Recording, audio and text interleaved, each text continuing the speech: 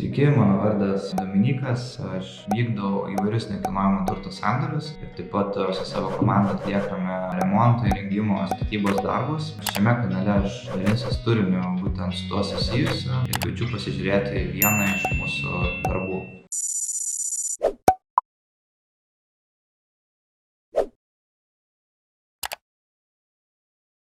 Esu 72 kvadratinių metrų bute, kurį mes naujinsim, remontuosim. Čia yra svetainės zona.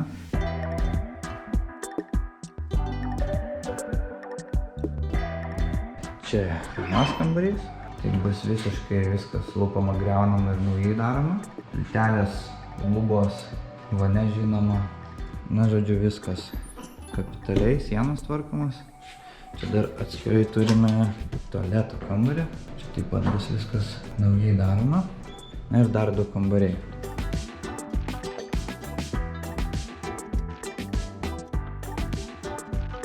Iš didžiausių tokių darbų bus grindinio šildymo padarymas, nes čia nėra grindinio šildymo, čia butas yra pirmame aukšte.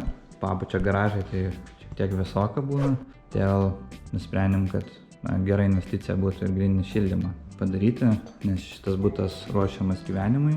Ir čia ir bus didžiausias mūsų iššūkis, dėl to, kad šildomom grindim reikės išvedžioti vamzdelius per visą plotą ir užbetonuoti naujai grindis. Ir kadangi mes čia prasėdėm pasižiūrėti, koks yra dabartinių grindų aukštas, tai jas nėra aukštos, todėl grindis pasikels naujai subetonavus apie 7 cm.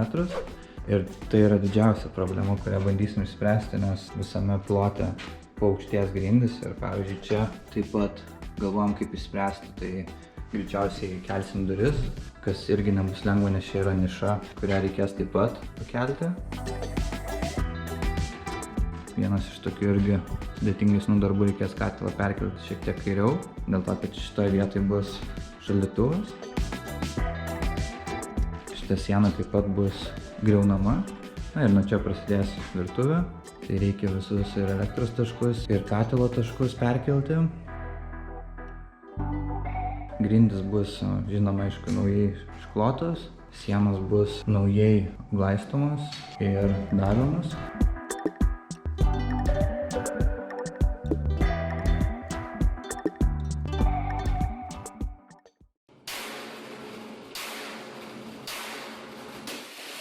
Grįžtam po griovimo, kaip matot, viskas jau išlupta, parketas gana lengvai lupasi. Taip pat durys, išvežtos. Štai čia vonios kambarys, taip atrodo. Ir tualetas.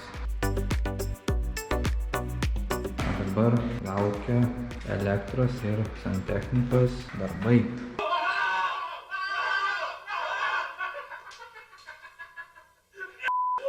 Na ką, jau beveik įpusėjom darbus. Matot, čia yra jau išvedžiotas grindinis šildymas, tai trumpai papasakosiu, su kokiom problemom mes čia susidūrėm. Tai visų pirma, buvau užsiminęs, kad taupau labai aukštį, todėl mums reikėjo galvoti sprendimą, kad visa šiluma neįtų į apačią, nes apačioje yra garažai. Ne tik dėl to, kad būtų šilčiau, bet kad ir nebūtų veltui išeikvota energija. Todėl atradom tokį sprendimą, čia yra plėvelė, nežinau ar matosi, bet jinai yra 3 sluoksnių, yra ir oro tarpai, tokie kaip burbuliukai oro, taip pat aliuminio folija ir dar kitas sluoksnis. Ir tai leis šitai grindinio šildymo sistemai neprarasti efektyvumą, kadangi šiluma atsimuš nuo tos plėvės ir kils į viršų, kur mums reikia. Taip pat, matot, čia yra suskirstytos zonos grindinio šildymo ir čia galima dėti termostatus ar įvairius Wi-Fi daviklius, kad valdyti zonas nuotoliniu būdu šildymo, bet mes čia nedarom, nėra čia poreikio tokio. Jeigu reikės pagalbos su katilais ar grindinio šildymo sistemom, tai tiesiog parašykit man.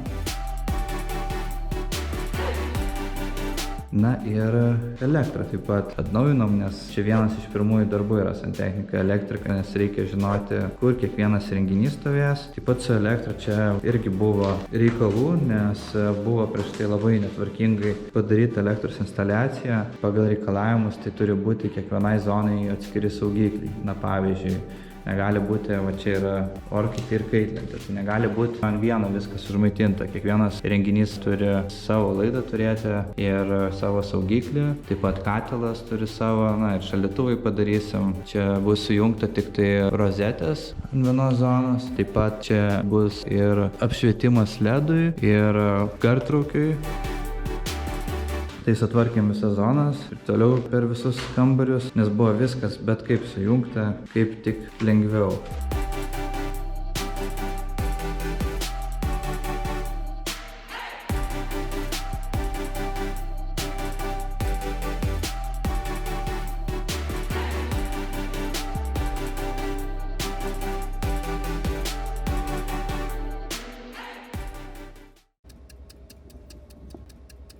Sveiki sugrįžę po 3 mėnesių, šiek tiek daugiau net užtrukom ir iš karto galima pasižiūrėti, kaip pasikeitė bendras vaizdas.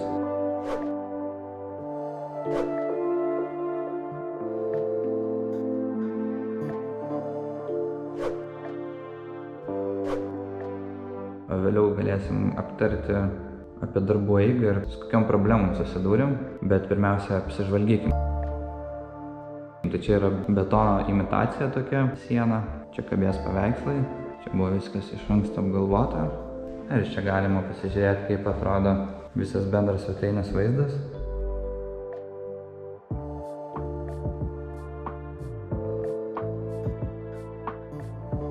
Žinoma, baldai pagal užsakymą daryti, kad taip ir nebūtų pavykę, taip reikia šiek tiek vėliau. Iš karto galima tada į vonią užeiti. Ir dar duris parodysiu, kol nepamiršau, nes jos smagios, jos nesitranko. Nežinau, gal kai kam ir nepatiktų.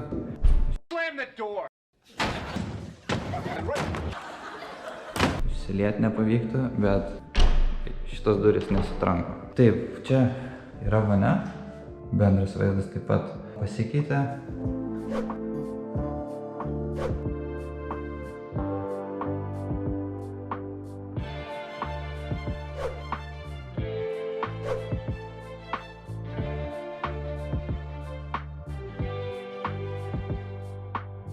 Čia toliau yra WC kambarys, tai čia mažiausiai pakeitimų buvo. Nusprendėm net ir tualetą palikti. Pakeitėm, aišku, visus mechanizmus, nes jis tikrai geros būklės buvo. Čia yra miegamasis tapetas ant galinės sienos, taip pat viskas atnaujinta.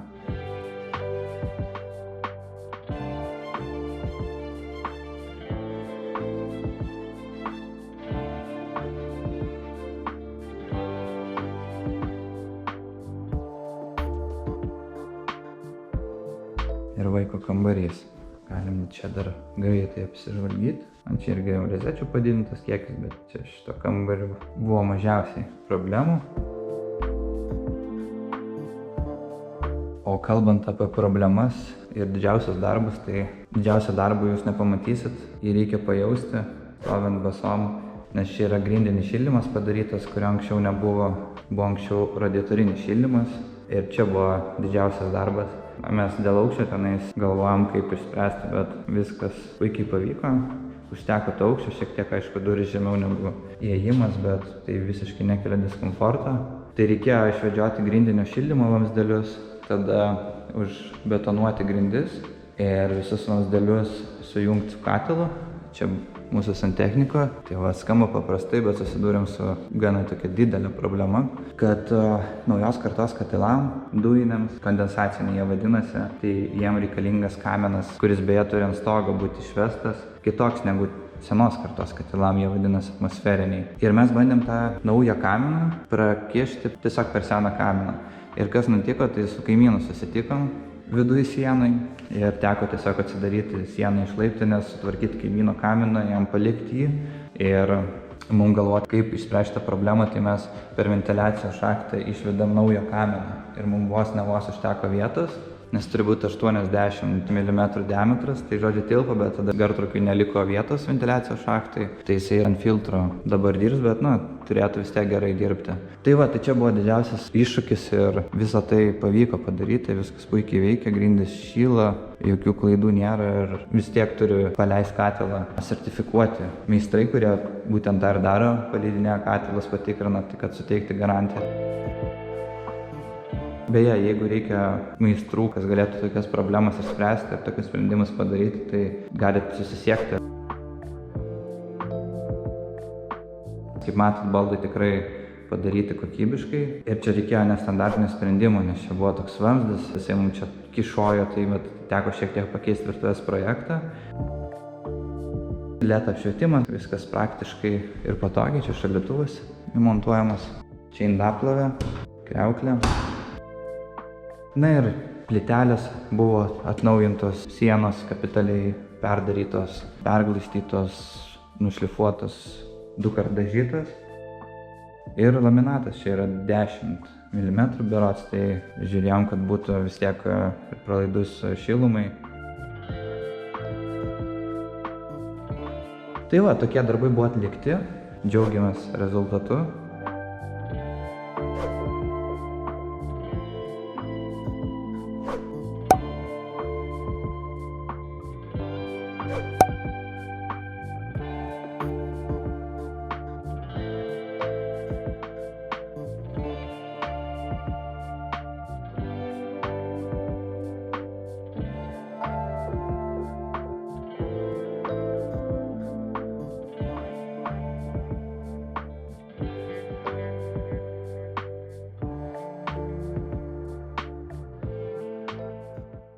Taigi ačiū, kad žiūrėjote iki šitos vietos. Jeigu norit išreikšti palaikymą, didžiausia pagalba būtų like paspaudimas ir prenumeravimas. Ir taip pat tikrai būtų įdomu sužinoti, kas įdomiau jums. Ar kainos, ar kažkokie sunkumai iškilę, ar techninė informacija. Tai tikrai padėtumėte ir paliktumėte komentarą. O jeigu norite, kad mes atliktume visus darbus, statybos, rengimo, remonto, tai tiesiog susisiekit su mumis.